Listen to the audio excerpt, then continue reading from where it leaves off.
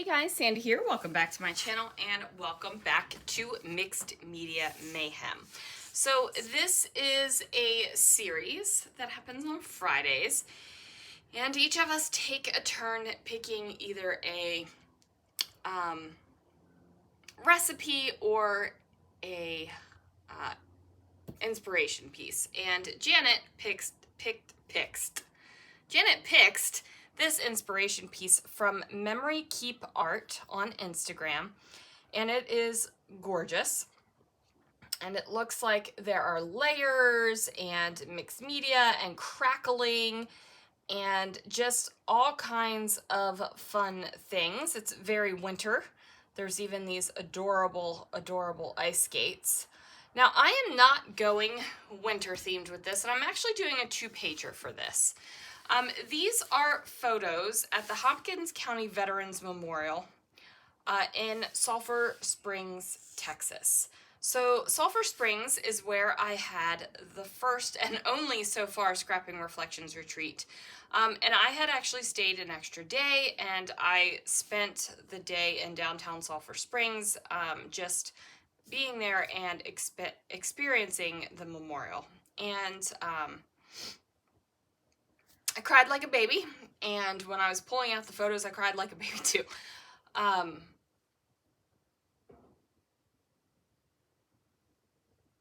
Sorry. Anyway, so I am going to go ahead and scrapbook these photos. This is a huge part of the trip for me. This will be going in the Scrapping Reflections album. But I'm not exactly sure. I don't know if I'm gonna go blues and reds and white, or if I'm just gonna stick with the blues and do little pops of reds. It's definitely gonna be red, white, and blue, and then getting down there with the 2 pages. So let's see what I can do. All right, guys, so I am starting off with some Yupo paper. This is heavy-duty Yupo paper, and I got it on clearance, so that was the deal. It is 11 by 14, I think, so it's not going to be able to be a full and complete background, but what I wanted to do was kind of add on the effect that you get from the inspiration piece. So I have a rectangle alcohol ink applicator. It just has a little piece of felt on it, and I'm using a variety of alcohol inks. I am mixing brands. I don't really care, like, it doesn't matter to me, brands get mixed. And then I am just going to put this all over my background. Now, this step might be not necessary to some people, but I didn't want the white as the background. I wanted the blue as the background. So now I'm taking the alcohol inks and I'm just kind of throwing them down, and then I take the basically alcohol ink lifter, I forget what they actually call it, and I put that down as well. So as you can see, when I did that, it did not take the color down all the way to white. It took it down to blue. So I didn't want those white things. Now this is a marker sprayer. You put your marker in there and you're supposed to spray it, and it's supposed to spray off some of the color off the marker. I'm using that for my alcohol inks. Now you have to do that kind of quick because alcohol inks do dry quickly, but I got a couple good little sprays and things. You could do the same thing with a straw or anything that you use to kind of blow on it. So I'm going to put that off to the side to dry. And when I do play with alcohol inks, I do use a glass mat. As you can see, the glass mat is still dirty. I haven't cleaned it off or scraped it so that I can use the mixed media mat on top of it. You guys, it's an issue. Like, there's a problem if I just can't clean that off, but it's fine. It's totally fine. So now I'm going to take my splat box and I'm going to go ahead and put some sprays down using 2 different sprays here. One is from Brutus Monroe and one is a Distress Oxide in Blueprint Sketch, I think. Maybe it's not an oxide, but it is Blueprint Sketch. And it is Cobalt and the Chroma Mist that I'm using from Brutus Monroe. So I'm going to spray mostly on the left-hand side of one, and then I'm going to spray mostly on the right-hand side of another so that I can go ahead and get my 2-page layout going. So as you can see, I've got that kind of white, kind of like a diagonal down the middle of it, and I'm totally cool with how this looks. Now I also decided I was going to bring in some texture, and I have this navy tissue paper that I'm going to tear apart, and I'm just going to tear it into strips. Now, and they're going to be skinny, scrawny strips, and I'm going to layer that up over top of the sprayed background. In the final layout, there's not a whole heck of a lot of this showing, but there is little touches of it and little peaks of it, and I think it adds to the texture and the interest in these corners. So again, this might not be something you want to do, but it added just a little bit, that little bit of extra, that it was enough for me. I am applying this with matte gel medium, and I am using a silicone brush because I basically use silicone brushes for everything now. I do get mine at Hobby Lobby. They are in the art section. They're kind of next to the paint palettes and the paint brushes. I do know that the art section was just getting ready to get a redo of their planogram, so they might have shifted it. I haven't been into a Hobby Lobby in at least a month now, so they might have shifted it, but they used to be in the art section.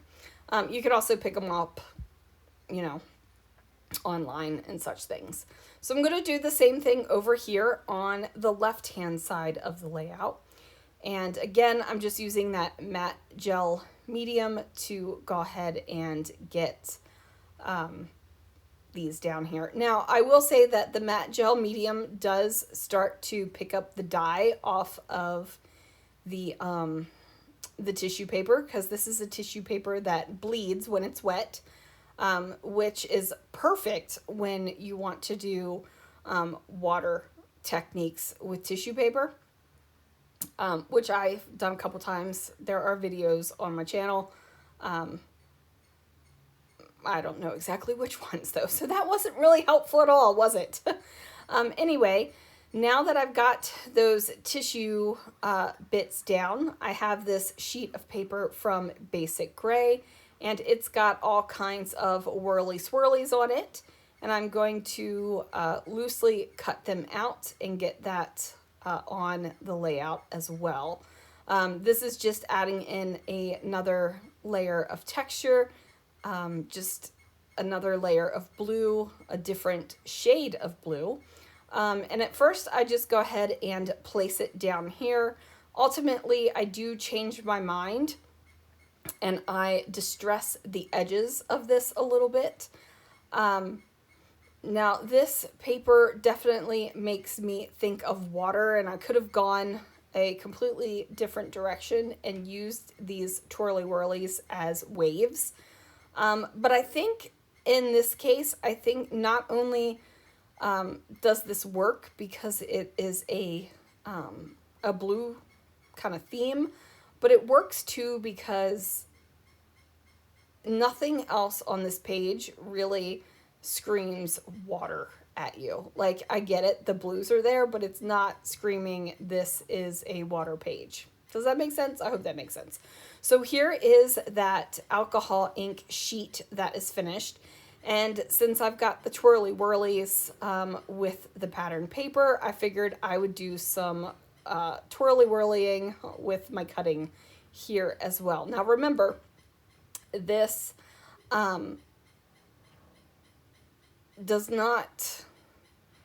doesn't span the entire 12 by 12 page. I guess it wasn't an 11 by 14, huh? If I went that direction. Must be a 12 by something. Whatever it is, it's not a 12 by 12 sheet of paper. So now I'm just going to distress the edges here. And what that's going to do is give me a little bit of white. So even though I didn't want the full amount of white on my alcohol ink paper, I do have white spots on the background. And I thought that it would work if I had some white spots over here where the paper is too. And it's not like glaring in your face, this is white kind of thing. It's just like a little kiss of white. So now that I have that down, I'm going to adjust where the alcohol inked paper is poking out, because that top part wasn't, you couldn't see any of it at all. It was all hidden. So I went ahead and trimmed it down and brought it up here so that it looks like there is more. Now, again, I'm going to do the same thing over on this side with this portion of my alcohol inked paper. Now, the piece that I don't use, that will be saved and used on another layout. It's too pretty not to, basically. I might even glue it into an art journal. I'm figured out if it's just gonna like go into an art journal, or if instead I will actually use it on a layout. I will figure that out, but don't worry, you pretty little heads, guys. It will be used. Yeah, it will be used. So I'm gonna cut out a little bit more so that I can get this in here. And of course, I'm going to get that adhered down there. And once that goes in, I've got this little layer and it makes me ridiculously happy. Right? Like I'm liking it. I like the different feelings I have going on here. I like the different depths of blue color. I like the different shades of blue color. It is completely working for me. Okay? I'm just really liking the way it is. So my next step is going to be to cover it up, because, you know, when you love something, you might as well just cover it up. So I'm using the original Scrapping Reflection stencil. This is the All-Star stencil. It is the first stencil ever for the Scrapping Reflection shop. And I'm going to grab some modeling paste, and I am going to put my modeling paste through the stencil. So I've got two different aqua pigments, which are watercolors. I have a blue color and I also have a Tin Man color. These are both from Brutus Monroe, and I'm just using a silicone brush to go ahead and get some of this through the stencil. So I have the blue, and then I'm going to go ahead and pull out another little pop and do the silver. So this is Tin Man, which was a limited release color during the Wizard of Oz release. So I'm going to go ahead and put a good amount of that sparkle and shine in there, get it all mixed up, and then place it through the stencil as well. Now, I will do this on both sides of the stencil, and I'm kind of brushing it out so that the stars on the edge are not going to be completely full. I also didn't do a straight level of kind of variation on the stars. Like, they weren't solidly infilled. And that was because I wanted you to be able to kind of see through part of the stars, so that you could see the color and such on the background. So if that's not your thing, you need to go ahead and cover everything up, right? Like if you're like, no, I don't want you to see through what I'm stenciling, that should be covered up, then you're obviously not going to do this. You're going to make sure that everything's covered up. But I kind of like this look, especially with what I had going on here. So now that those are kind of done, I'm gonna put them to the side. It had to dry a little bit. It's not completely dry, you guys, but it is mostly dry. I went and picked out 3 papers for my photo mat. So in the inspiration layout, the photo mat layers are kind of torn and roughed on the edges a little bit, and a little bit of different sizes. So that is what I'm going to do. I'm going to use 3 different papers. 2 of them are from Paper House Productions, and one of them is just white cardstock. One is blue and white, and then the gray is kind of a gray on gray tone polka dotted paper. So I'm just going to go ahead and cut them down. So I have 5 photos, and I don't want to cut a photo down the middle, so I won't have a photo where the 2 pages join. I'm going to have 3 photos on one side of the layout and 2 photos on the other side of the layout. And I am building the mats before I place the photos. And I hope that that makes sense with the way that I'm going to do it. So the big pieces of paper that I'm not touching right now is going to be the mat for the 2 photos.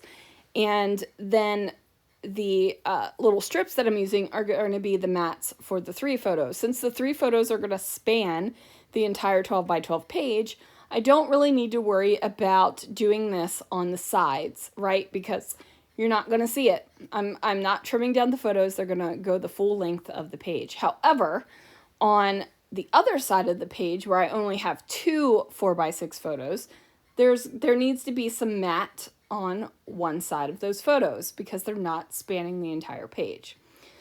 So I tried to do this to use the least amount of paper as possible, which is ridiculous because sometimes I talk about, you know, using up my stuff so I can buy more. But in this case, I felt like it would just be a waste of paper. I don't know. I can't tell you how my brain works, guys. Like, I'm still figuring it out half the time myself. All I know is sometimes I'm more concerned about how much paper I'm using than other times, and this was one of those times. So I go ahead and get that trimmed down, and then like a doofus, I cut down instead of cutting larger. So my math was correct. I was just going down smaller. So I had to get another sheet of white cardstock anyway, and cut that to a new size so that I could get my photo layers. Now I do also distress all of these edges, and that's just because I had some distressed edges on the sides where it was giving me those little pops of white. So I wanted to continue that look, and also in the inspiration layout there's like torn and distressed edges as well, so I figured that it would be a good nod to that. So I'm going to go ahead and use my little funky distress edger tool. I've got a couple of them, and they all distress in a little bit of a different way. So I wouldn't, like, if you have one, I wouldn't say that you need another one, but I have 3 different distress edger tools, and they all treat paper a little slightly differently. So I'm okay with having them, right? Like, there it is. If I had to justify it, that's how I would justify it. But I'm a grown woman, and I don't have to justify how many distress edgers I have. I have 3 because I like having 3. If I wanted 5, I would get 5. That's just the way it is. Then, of course, I ran out of ATG.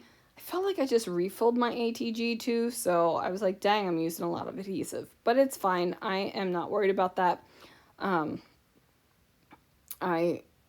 buy the knockoff ATG for the shop, so it's super easy for me to buy myself ATG when I need it.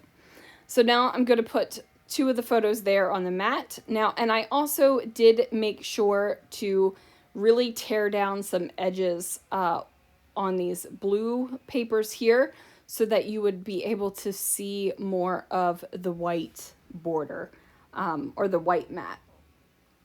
And that was definitely done on purpose because I wanted that little bit of extra pop of white there. Like I said, there are some places where I did not want the white, like with the alcohol inked paper, but there are some places where I'm like, I need a little pop of white, and this was one of them.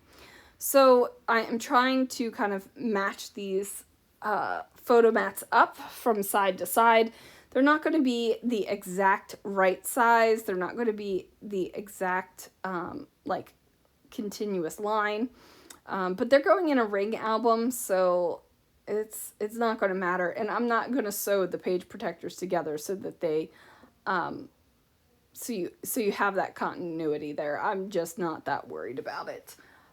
It was funny because the continuity is one of the reasons why I resisted going to a binder style scrapbook for a while. And I was like, I could always sew the page protectors together. But once I actually moved to the binder style, I was like, it's not even worth it. I'm not concerned. So there we are. All right, so now I'm going to bring back my backgrounds, and I am going to go ahead and get my photos and mats adhered to that background. We're going to put the 3 photos over here on the right-hand side. And yes, I covered up a good portion of that background, and it doesn't distress me in any way. I'm not upset about it. I'm not freaking out about it. I'm okay with what I did. Now I'm going to add the 2 photos over here on the left side of the layout. And as you can see, a lot more of that background is visible there, right? Like it's not a concern. So now I need to decorate this a little bit, just a little bit, and then throw a title on it. Now, I did reference the inspiration photo, and it did have a tag in some of the photo layers. So instead of doing like real in quotes tags, I just decided to get some label stickers and build a little bit of a cluster on the upper left-hand side of the photos and then on the lower right-hand side of the photos. And I'm basically mirroring it. It's not going to be exact, but it's going to be very similar. And it's just going to give it a couple extra little bits of layers. It's going to just give it a little bit of interest. And it's going to break up the layout as well, because this is a very blue focused layout. And even though I have those pops of white, it's still very blue. So what I do with the label cluster is I put in clusters that are white, and I also put in some that have a pop of red in them. And that is literally just going to break up the blue, so your eye just doesn't look at this and be like, look at this big old blue blob. I hope that makes sense. It makes sense in my head. It made sense while I was doing it, but sometimes I wonder if I can articulate the reasons behind it, right? So that's always a concern. But you know, if you're like, Sadie, you're making no sense, just tell me, and I can try to explain it in a different way. Okay, I should probably actually look back at the layout to see what's going on right now. So got all of those labels in there. Also brought in some shiny silver, which is pretty awesome. And then I've got these patriotic thickers, and it is going to say something. I think it says Land of the Free. Yeah, Land of the Free. So I'm going to put that down, and my title is not going to span both sides of the page. It's only going to span the right-hand side of the page, and I'm okay. I don't feel like a title has to span across 2 pages on a 2-page layout. Like, I just don't agree with that thought process at all. Like, if you want it to span, go for it. If you don't, then why would you? Right? Like, that's kind of how I feel. I pull out these big old starry rhinestones, and I'm trying to figure out how I can incorporate them into this layout, because I want them on the layout, but they're kind of big and bulky. You know, and that's just the way it is sometimes. So instead of doing a couple of them, I only end up using one of the larger stars. But I do grab some silver glitter enamel dots to partner with them, so that they kind of give that little bit of sparkly, shimmery funness. Is funness a word? Level of fun. Funness. It just seems weird in my head. Okay. So anyway, we're going to get those down there. And then I think the only thing I'm going to do after I get the enamel dots on is I go to my sprays, I get a metallic spray, and I go ahead and splatter some bits. And I'm not really concerned or worried about where the splatter is going. Like if it gets on the photos, I'm not going to be devastated. So anyway, there's some times where I don't want any splatter on a photo whatsoever, and there are some times where I'm just like, yeah, it's going to add to the layout. And this is one of those moments where I'm like, yeah, it's going to totally add to that layout. All right, guys, so there's going to be a couple close-ups. Be sure to check out everyone who is playing along with Mixed Media Mayhem today. Thank you so much for watching. This was a bit of a longer video than normal for me, but it is what it is, huh? Anyway, thanks for watching, guys, and I will see you guys again real soon for another video.